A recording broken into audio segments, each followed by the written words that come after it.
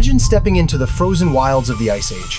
The winds howl, the snow crunches underfoot, and the air is thick with tension. Then, suddenly two shadows emerge. One is a hulking, muscle-bound killer with fangs like daggers.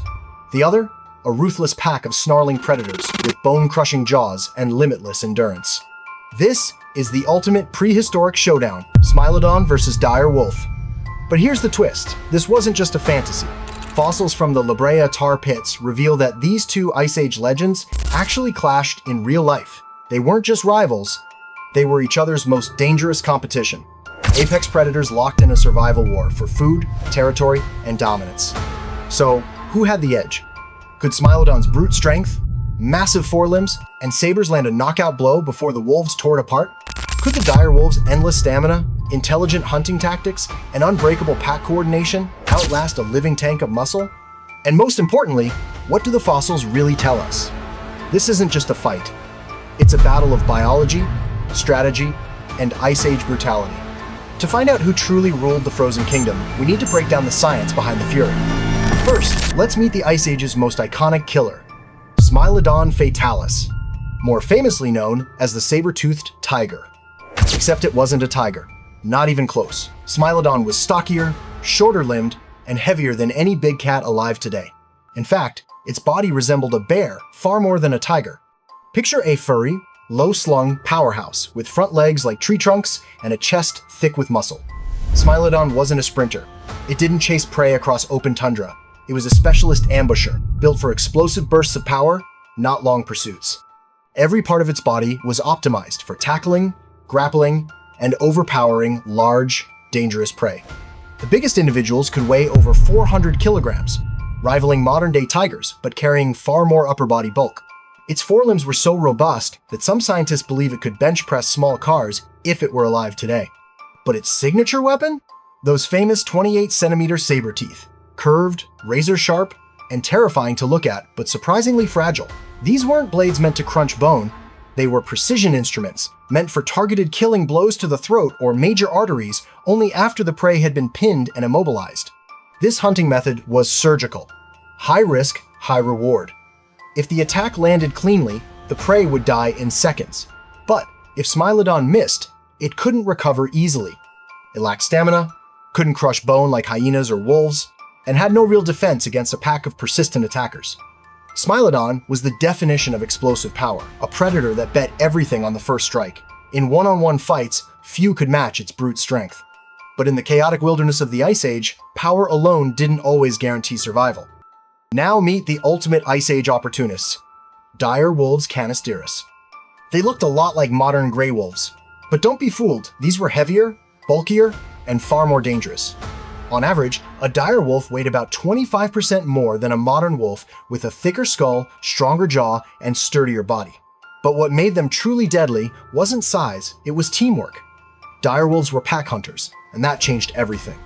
Where Smilodon fought solo, dire wolves attacked as a unit. Their strategy was brutal and efficient. Exhaust the target, bite and retreat, then repeat. Like wolves today, they didn't need to land a finishing blow right away. They just needed to keep their prey bleeding, moving, and breaking down. But here's where it gets interesting.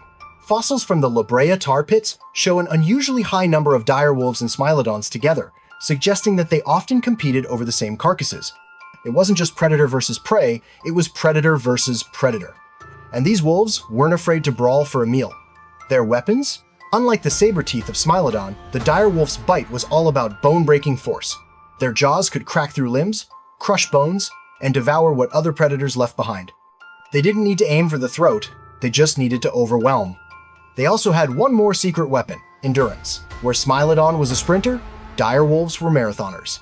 Cold weather, long hunts, harsh terrain, none of it mattered. These wolves kept going, and going, and then going some more. In the world of Ice Age survival, stamina mattered. Strength could win a duel, but endurance won the war. And with numbers on their side, dire wolves weren't just predators. They were a pack of problems no solo hunter could afford to ignore. Smilodon and the dire wolf didn't just fight differently, they were armed with completely opposite weapons, almost like they were designed to be rivals.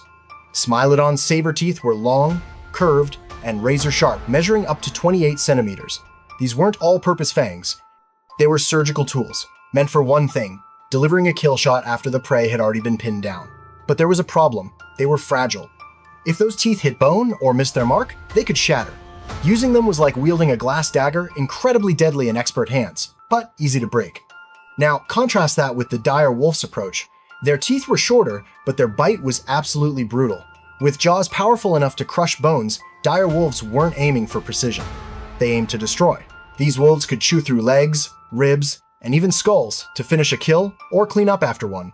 It's fragility versus durability, precision versus brute force. One predator relied on pinpoint lethality, the other relied on unrelenting pressure. And in the chaos of the Ice Age, both weapons had their place. But when these two predators clashed over a kill, it was more than biology.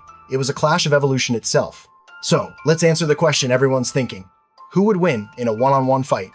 In a controlled duel, the odds lean heavily in Smilodon's favor. Its entire body was engineered for dominance in single combat. One powerful leap, a grapple with those muscular forelimbs, and a precision bite to the throat, and it's over. A direwolf simply doesn't have the tools to counter that kind of raw, explosive power. It's like a gladiator stepping into the ring with a heavyweight champion. One mistake, and the fight ends instantly. But that's not the whole story. Nature doesn't deal in fair fights. Smilodon may have been the better duelist, but direwolves didn't fight fair because they didn't fight alone. A pack of 5 or more wolves would use classic hit-and-run tactics: distract, harass, bite, retreat, repeat. While one wolf drew attention, the others would flank and bite from behind. Smilodon might be able to take down 1, even 2, but the numbers game always wins. Eventually, blood loss, fatigue, and wounds would slow it down, and the wolves would overwhelm. Even worse, Smilodon had no long-range defense. It was a close-quarters fighter in a world full of coordinated ambushes.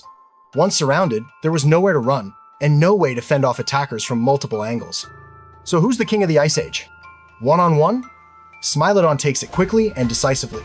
Out in the wild, the dire wolf pack wins almost every time. This wasn't a rivalry of equals, it was a clash of philosophies. Solo strength versus collective strategy. Smilodon bet everything on one perfect moment. Dire wolves played the long game, slow, methodical, and relentless. And in the harsh, frozen chaos of the Ice Age, teamwork almost always triumphed over brute strength. This epic rivalry isn't just hypothetical. The evidence for real-world clashes between Smilodons and direwolves comes straight from the ground, specifically from the La Brea tar pits in California. These ancient asphalt traps have preserved thousands of Ice Age fossils, and 2 of the most common predators found there are, you guessed it, Smilodon and direwolf. Not just 1 or 2, but hundreds of individuals from both species. More than 4,000 direwolf specimens have been uncovered, alongside over 2,000 Smilodons. But why so many? Because the tar pits were natural death traps. Large herbivores like mammoths, camels, or bison would get stuck, triggering a feeding frenzy. Smilodons and direwolves were drawn in by the promise of easy prey, but once they stepped in, they got trapped too. This gives us a fossilized snapshot of how these predators likely interacted. Not only did they hunt the same prey, they arrived at the same kills, often at the same time. Tensions must have been sky high. Fossils show signs of bite wounds, broken bones, and even injuries likely caused by predator versus predator clashes. In a world where food was scarce, every carcass became a battlefield, and at La Brea, the fossil record proves it. So, who ruled the Ice Age? In a fair duel, Smilodon wins. One-on-one, it was an apex assassin designed for strength, precision, and instant kills. Few predators could match its raw power. But nature isn't fair. In the wild, direwolves had the upper hand. Their strength was in numbers, endurance, and relentless teamwork. They didn't need elegance, they needed results. And they got them, again and again. This wasn't just a battle of teeth and claws. It was a war between 2 survival strategies. Solo power versus pack persistence, and in a harsh world, it was the pack that endured.